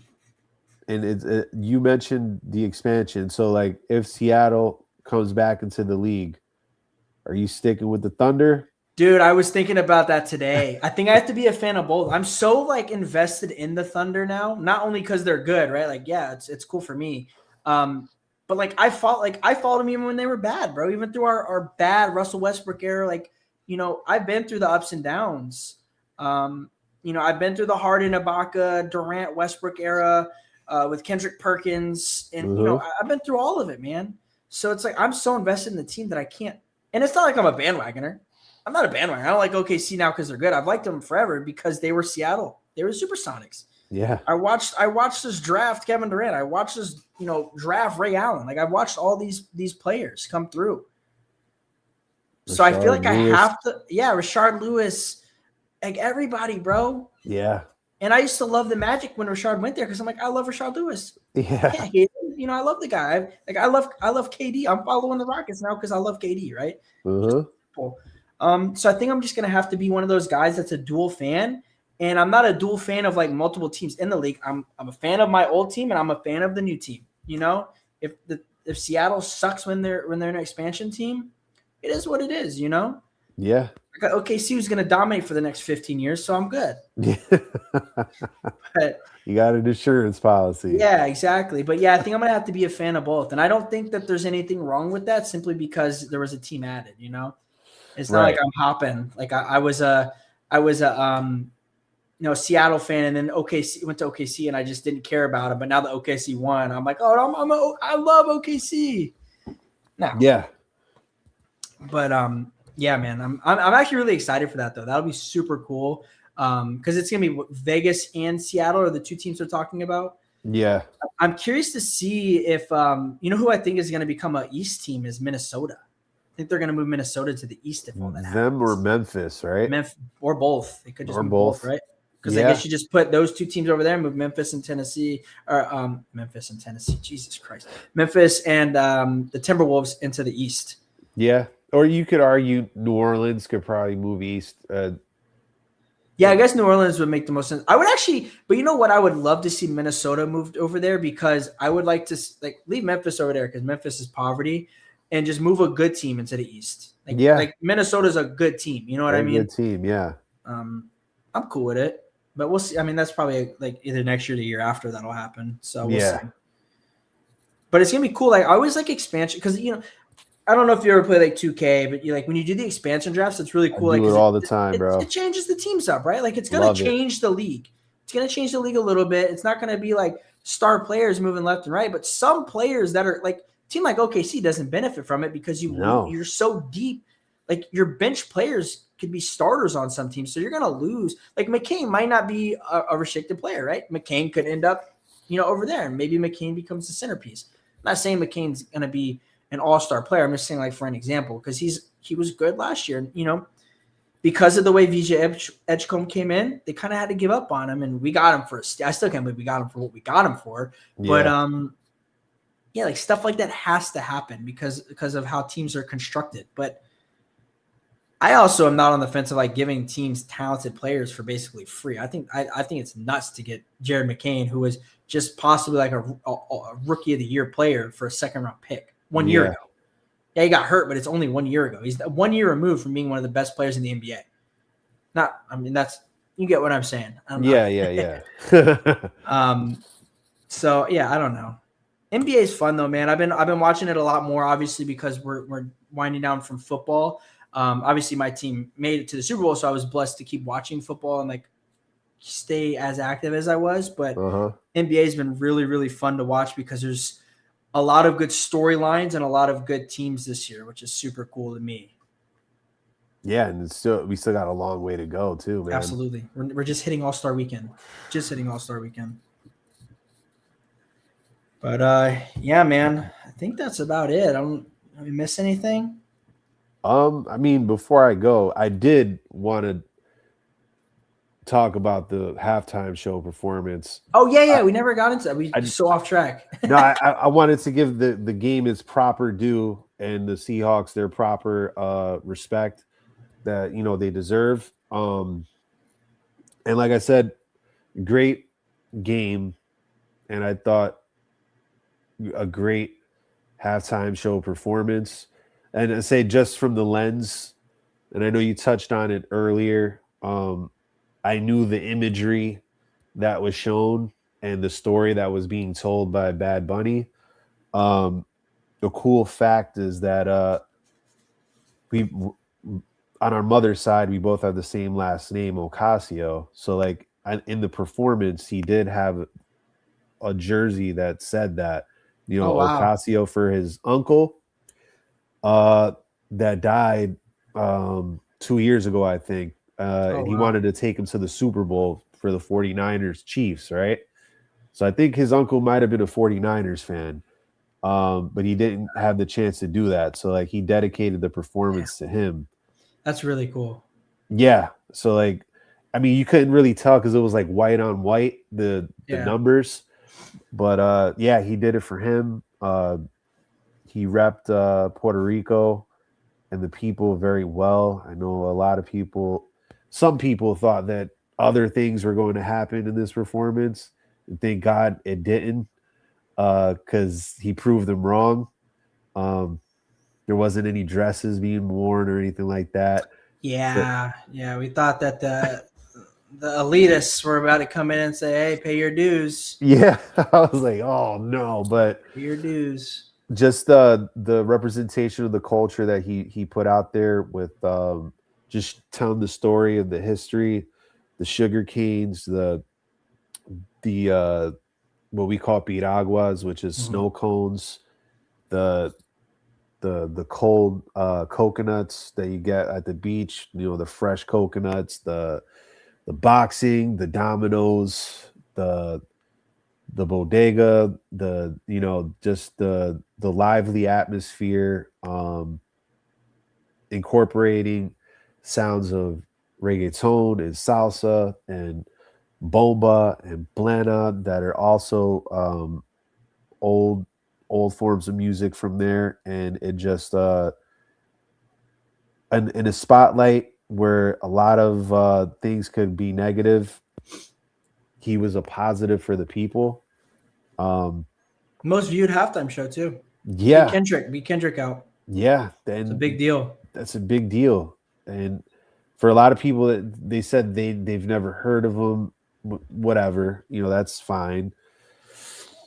He's the most streamed artist on Spotify. uh Yeah, he's huge. I didn't realize how. I knew he was big. I didn't realize how large he was. But like to that note, like when I was in Miami, for the finals, I told you I went to that concert and like Peso Pluma was there, right? yeah, I didn't realize how large he was, right? And yeah, Bad Bunny's like 10 times as large as him. yeah. It's crazy. And Peso Pluma, he reminded me a lot of like, I don't know if Peso Pluma gets his inspiration from Bad Bunny or whatever, but I, like I when think I was he listening does a little bit. to Bad Bunny, like it reminded me of him. And in my head, like selfishly, because Latin Mafia might be my favorite band right now at this Uh-huh. point. I am so infatuated with like their style. I would like, how cool would it be to like see them at the Super Bowl? Yeah, It's just so cool. Like I'm not a fluent Spanish speaker. That's not what I am. But like I can appreciate the music, of and I can course. appreciate the sentiment. And like when I'm seeing, that was my first time like going to like a Spanish concert in Miami, right? And Yeah, that was one of the best times I ever had. I mean, yeah, the energy was electric. The people really get behind it. Like there's concerts like that, right? Like I've been to a weekend concert and a Drake concert. Like those are like that. But like Latin Mafia is like an 8.5 million Spotify listens a month or yeah, monthly. That's a lot, but it's not like a lot in the grand scheme of like large artists. And I feel like they right. had like large artist presence. Peso Pluma has a massive, I say 80 million listeners a month, right? It's a lot, but it's not like a billion listeners a month like some artists. And like the crowds that show up, it's so impressive to me. And then you see like, Bad Bunny, the crowd that showed up to watch him from a televised point of view, et cetera, et cetera. People could say whatever they want about what's going on in the world and stuff, but like it's really cool to see like that happen with the geography of the political landscape and the life landscape that's going on right now. The support and it's just cool that we can have that, right? Yeah, and it just falls in line. He moves the needle, which what he showed. The You want to globalize the game. You got the number one streamed artist in the world, Mm-hmm. so now you have more eyes and interest outside of the U.S. Right. having an interest in football, which means more money, more revenue. More eyes, and you want football to be a powerhouse worldwide, right? Like from an NFL perspective.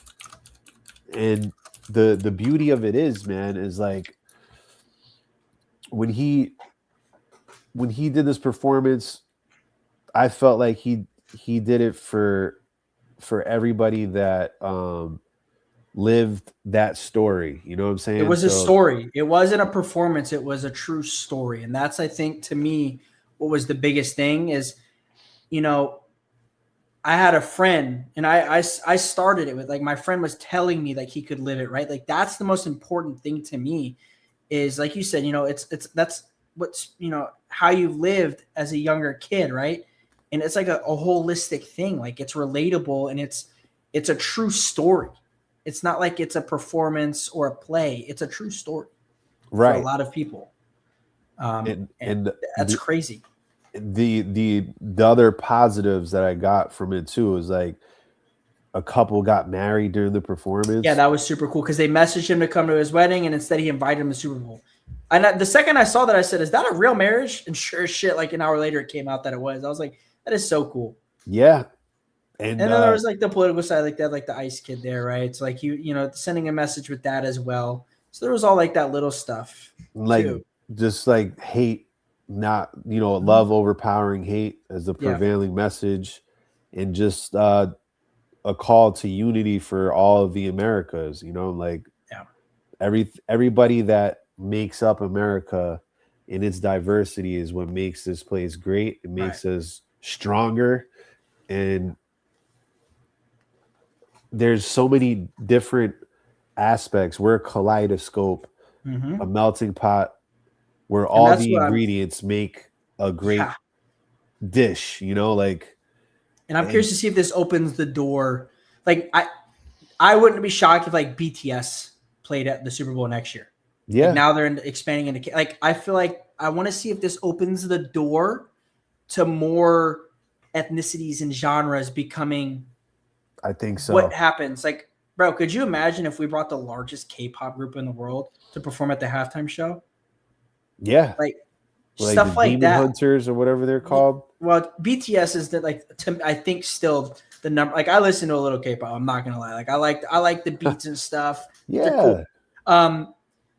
But like imagine bringing that viewership. Do you know how many people would tune into the half? I guarantee you. I will say this right now. If it happened, if BTS played on the halftime show, there would be at least 400 million viewers for the halftime Yeah. show. I would be willing to bet it because even the girls, the kids, the fangirls, whatever it is, Asia, Korea, whoever it is, you're gonna have so many viewers watch simply because it's them. Their following is insane. Yeah. Like, And let me see this. Go part ahead. of the Super Bowl thing, it is a spectacle, right? Yeah, That's the event part. That's the spectacle. It's like who's singing the national anthem or who's doing the halftime performance, because these are the things that you're going to remember too, like especially if it's memorable. You can be like, man, I remember when Prince did his halftime show. I yeah, remember when Michael Jackson did his. Like, everybody still talks about Janet Jackson and Justin Timberlake. So like it's a moment in pop culture, you know, that it's fun. transcends Bad sports. Bunny and BTS are like 1 and 2 globally for streams. Like Yeah. Bad Bunny's a little larger, but I think that you already have like the Latin audience watching football almost. Whereas like if you brought in like a K-pop group or something, that would bring a whole different. It's not like Otani. There's no Otanis in NFL, right? No. So you're bringing in a whole different demographic at that point. It would be crazy, bro. I'm telling you, I think this opens the door for so much more. Yeah. And you're gonna have your people, and we all saw like the negative comments, and there's gonna be the people that run their mouth and talk shit. But I think this is so good for the sport and sports in general, as a whole, right? Because the Super Bowl is like the biggest event outside of like the World Cup, right? It's one of Yeah. the biggest events. So, the more eyes you have on it, the better. Yeah. And like, I know it was made that, there was a problem for some because it was all mostly in Spanish, right? But Whatever. there there's music is a universal language, and Yeah. so is sports.